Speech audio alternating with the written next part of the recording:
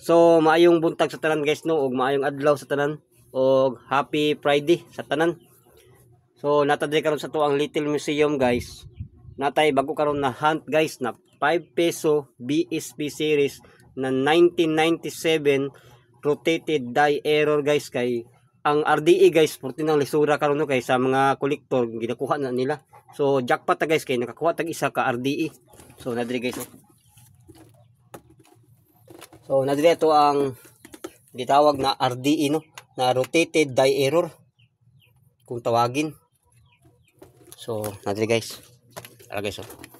Muna yung gingon sa inyo guys nga RDE nga 5 peso coins nga dili tugma ang iyahang kuan, ang iyahang year. Ang iyahang year og dito sa nang kaning 1995 niya og 1993 dapat magkatapat na siya no. So pag imong tuyokon guys dili siya tugma, medyo tagilid siya. So tanaw dia sa ko ang short video guys, kay nadya gi-upload na ko ang kanisya nga RDE no nga 1937.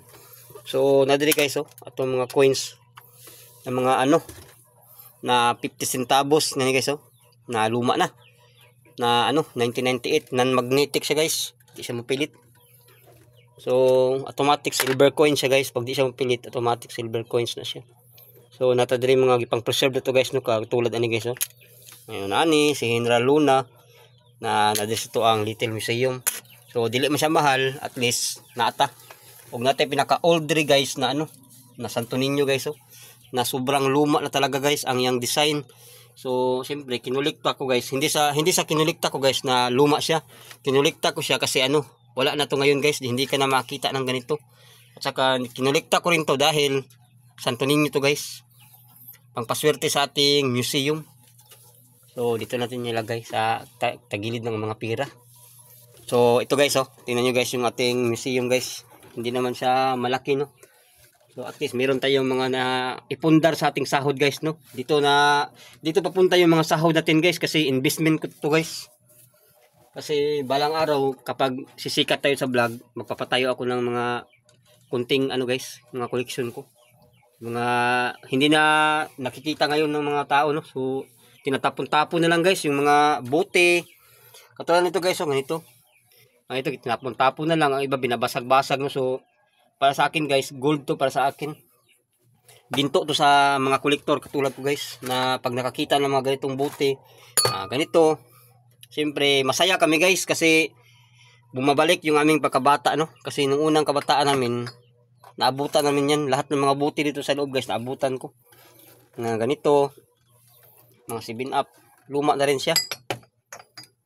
Iba-iba to 7-up guys, may ano, may laman pang iba. Saka Pepsi guys. Ito yung bago na ngayon guys oh, na 7-up. Saka ano yung bote niya, medyo hindi na makapal. At saka ito naman yung luma. Yan guys oh, na 7-up. Isla parehas. Malaki ang kanyang ano, 7, yung sa kabila maliit. So automatic 1990s na 7-up. So madami dito guys, meron tayong mga charcoal iron, mga antique. Ito guys oh, mga antique guys no. So lagyan natin ng ilaw guys para ano, para medyo maganda siya tignan. Ayan guys oh, ito mga antique, mga vintage bottle. Ito guys oh, mga ano, mga lumang mga ano na, uranium glass o antique siya guys, kasi ano matagal na yan, mga 100 years old na rin yan guys. Ito guys 1920s Hostel Coal na sobrang luma na talaga. Saka mga miniature na mga ano, Coca-Cola na sobrang liit niya. So andito guys, kinulikta natin sa ating museum guys. Lalo to guys, wala to, peace out na to guys, itong ganitong design. Bago pa to guys, pero wala na to ngayon, peace out na. So ang yung kinukulikta ko guys, yung mga medyo hindi nagtagal sa sirkulasyon guys no. Hindi siya nagtagal kasi hindi siya sumikat na buti, katulad ito guys oh, mga ganito, mga kungpo, luma na to guys, 1852. Ayan guys, so 1852 Manila. So sobrang luma na talaga niya. Ito guys, bago po to guys. Dito sa amin wala na, parang na-piece out siya agad guys. Na wala siya agad sa sirkulasyon kasi ano, sabi ng nakainom nito, hindi daw masarap. So ang ating video natin guys, hindi tayo nagpo-promote ng mga ano dito guys, mga soft drinks no. Hindi tayo binayaran para mag-promote nito. So bahagi lang tong aking mga ano koleksyon. Ito guys, oh. Cola na wala na to ngayon guys. So kinulikta ko nandito sa aking ano little museum, no. So meron dito yung mga radyo dito guys, yung mga luma.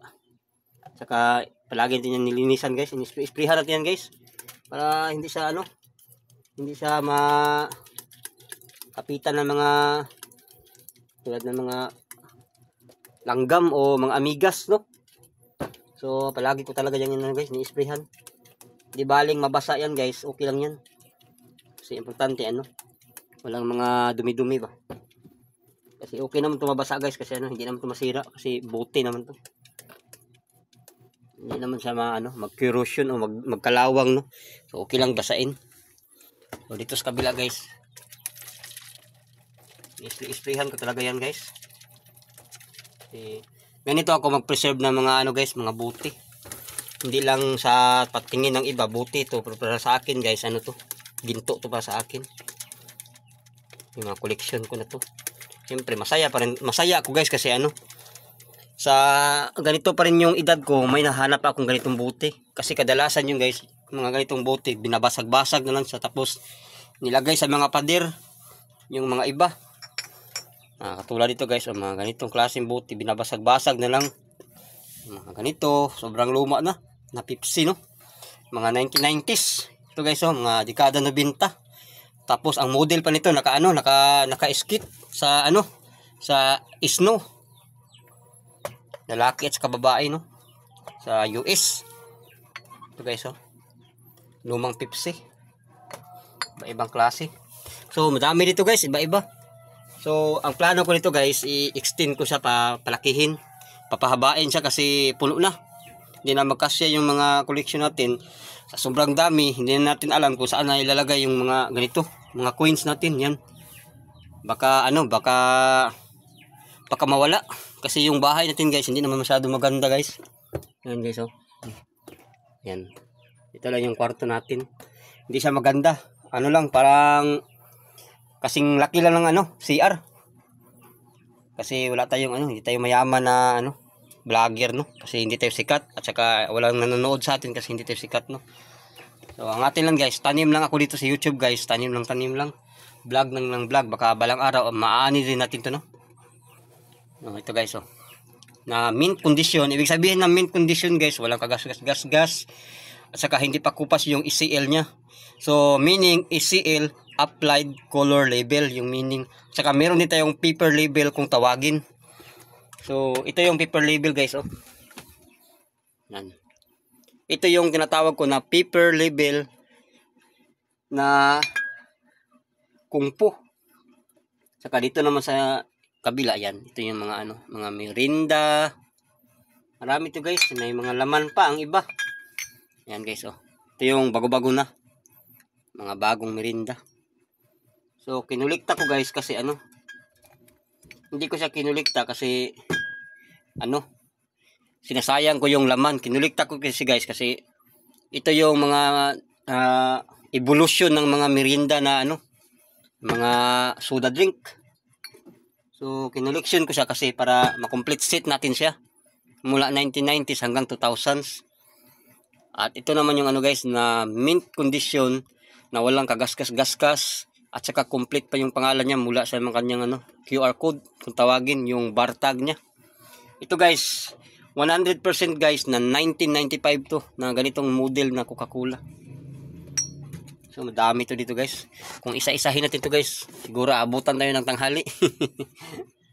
Ito guys, yan tayong fruit soda. Iba-iba yan, iba-iba. Meron tayong Pepsi na malaki. Ito guys, Naku, hirap to hanapin guys, promise. Mga ganito. Naku, wala ito ngayon guys. Sobrang dalang nito guys. Kasi ang iba kasi nito guys, binabasag na talaga. Hindi sila marunong pahalaga ng ng ating sariling kasaysayan. So para sa aqua guys, aqua ni siyang gina-preserve. So mahilig mo tayo mga preservation guys. Ayan guys, Kapag makakita kag ingaw nani guys, ayaw brasi o ayaw kanang ikuskuso nimo kay mairis ang iyahang kaning ECL niya kaniyo. Ang importante ani guys, buo pa yung seal o pula kay siya. Balag ang ganang buti niya nag-aging na. Ay appeal na siya sa ato ang collection. Mga aging. Yan yung mailhan na luma na talaga na nag-age na ang yang kuan. Color. Nata dili guys so kanang mga ani. Juicy lemon, wala na niron guys. Nakita nga ni nga design mo ni ang fruit soda nga ano na nawala na sa sirkulasyon. Sana yung nani guys so kana na design juicy lemon fruit soda. Siyempre ato na siyang collection. Yung aning RC guys color pula wala na. Kaya kasagaran RC ron itom pula tapos puti ang yan design. Sus lalo na to samurai guys oh. Kani samurai wala na ni peace out na siya. So at least nakapagtabi ta guys nakapag-ipuntaan ni ba. 2009 model. Tapos Royal na 2000s. Ano na? 25 years old na siya. Siyempre natin dako-dako ato. Ano guys oh. Natin mga fruit soda ng yellow. Yung design na guys oh. Fruit soda na. Iba-iba ang ano design niya. O mga antique na po dito sa taas guys. Dito yung mga ano, mga sobrang rare na or antique. Na mga ano.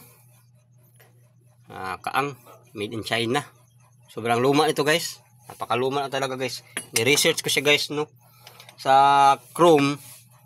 So tiningnan ko ang kanyang year kung kailan siya ginawa. Ginawa siya noong 1897. Itong kaang na to. Saka ano, lumang kasira o ilawan. Dami nito guys. Iba-iba yung ating ano collection.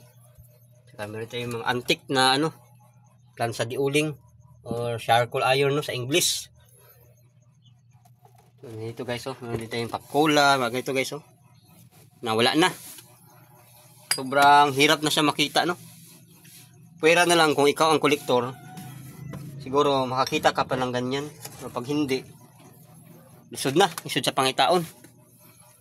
Mara guys, so Coca-Cola. Coke. Sobrang ganda yung condition guys. Na 500 ml guys. Sobrang dalang nito guys, promise.